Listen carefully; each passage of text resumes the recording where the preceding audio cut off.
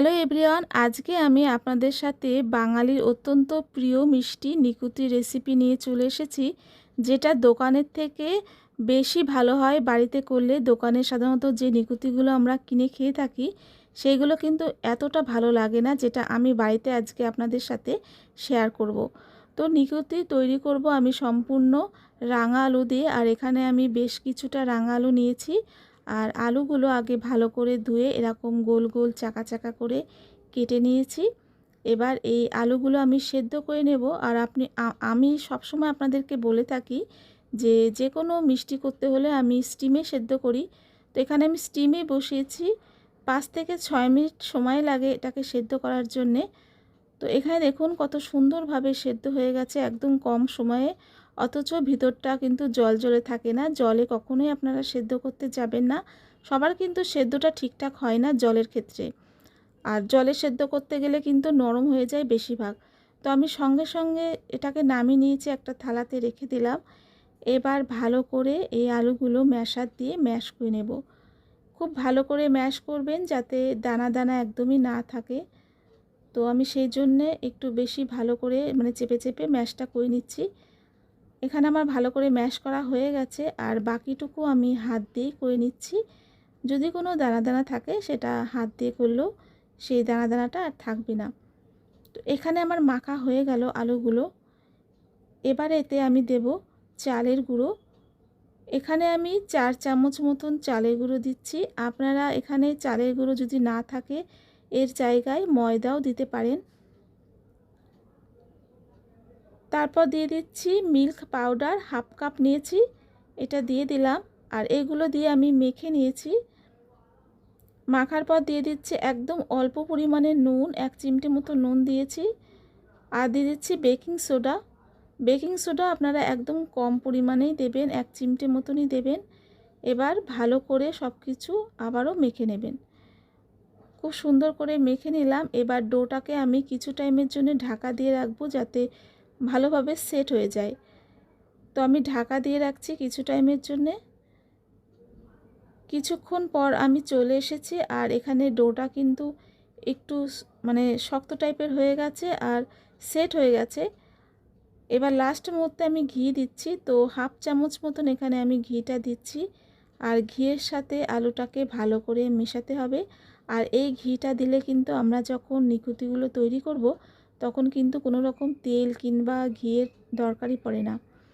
তো এবার এই ডো থেকে আমি লেচি বের করে নিচ্ছি। এরকমভাবে লেচিগুলো বের করে নিলে আগের থেকে আমাদের মিষ্টি কিন্তু করতে সুবিধা হয়। তো একটা লেচি আমি নিয়েছি, নিয়ে এরকমভাবে লম্বা দড়ির মতন করে নিতে হবে। যত সরু হয় ততই কিন্তু ভালো, কারণ নিকুতিগুলো একটু ছোট ছোট হয়, নিকুতি কিন্তু বড় হয় না। তো লম্বা দড়ির মতন এরকম পাকিয়ে নিলে আমাদের কিন্তু সুবিধা হয়। এর থেকে আমি অল্প অল্প করে ছোট ছোট টুকরো করে নিচ্ছি যাতে আমাদের নিকুতিগুলো বানাতে সুবিধা হয়। এবার আমি এখান থেকে ছোট্ট ছোট্ট লেচি কেটে নেব, একেবারে ছোট্ট। আমি একটু বড় সাইজের নিয়েছি।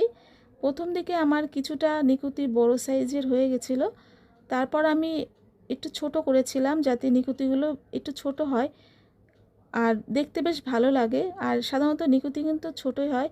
তো একটা ছোট্ট লেচি নিয়ে আমি এরকম হাতের ভিতরে গোল পাকিয়ে নিচ্ছি। একটু লম্বা টাইপের হয় এই সাইজগুলো, আপনারা তো জানেন নিকুতি কেমন হয়। দেখুন কত সুন্দর হয়েছে, এরকমভাবেই তৈরি করতে হবে। আমি এবার ছোট করে লেচি কেটে নিচ্ছি যাতে নিকুতিগুলো ছোট হয়। তবে চেষ্টা করবেন যে সব সাইজগুলো একই রকম হয়। একটা ছোট একটা বড় হলে কিন্তু দেখতে ঠিক ভালো লাগে না।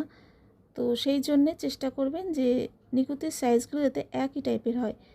তো আর একটাও আমি আপনাদেরকে বানিয়ে দেখাচ্ছি, দেখুন কতটা সুন্দর হয়েছে। এটা কিন্তু যে কেউ পারবে। প্রথমটা হয়তো কেউ চেষ্টা করলে খারাপ হবে, পরে কিন্তু আস্তে আস্তে ভালোই হয়। যে পায় না তারও কিন্তু আস্তে আস্তে হয়ে যায়। তো দেখুন কত সুন্দর হয়েছে। এরকমভাবে আমি সব কটা নিকুতি তৈরি করে নিয়েছি। দেখুন অনেকগুলো হয়েছে আমার এখানে নিকুতি। আর এই নিকুতিগুলো এবার আমি ভেজে নেব। তো তেলটাকে আমি ভালো করে গরম করে নিয়েছি।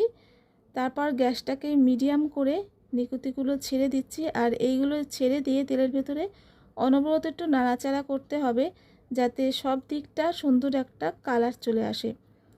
যদি আমরা একভাবে রেখে দিই এক সাইডটা কালার আসবে আর এক সাইডটা কালার আসে না, তো সেই জন্যে একটু মানে অনবরত নাড়াচাড়া করতে হবে।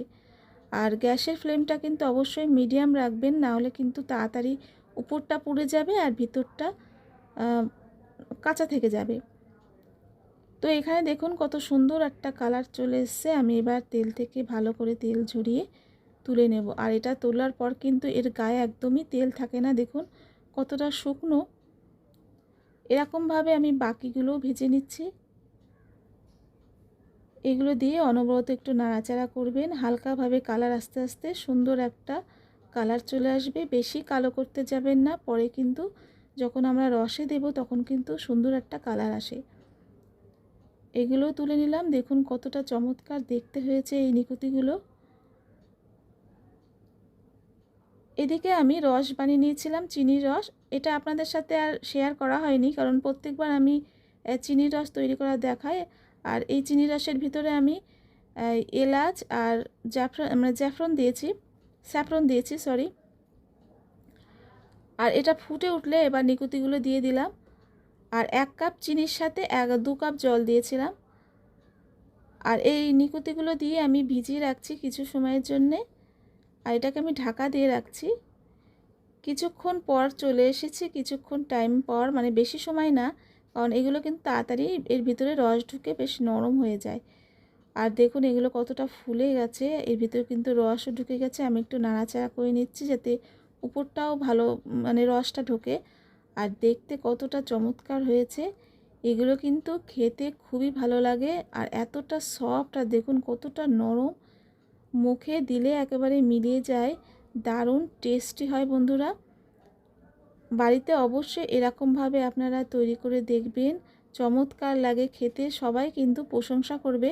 দোকানের থেকে বাড়িতে বেশি টেস্টি হয়। একটা আপনাদেরকে কেটেও দেখাচ্ছি, ভিতরটা কতটা সুন্দর হয়েছে, কতটা নরম তুলতুলে। এরকমভাবে বাড়িতে অবশ্যই ট্রাই করবেন। আমার রেসিপি ভালো লাগলে অবশ্যই একটা লাইক কমেন্ট শেয়ার করবেন, আর নতুন হলে সাবস্ক্রাইব করে পাশে থাকবেন। আমি চেষ্টা করব নিত্য নতুন রান্না আপনাদের সামনে তুলে ধরা। সবাই ভালো থাকবেন, সুস্থ থাকবেন, ধন্যবাদ।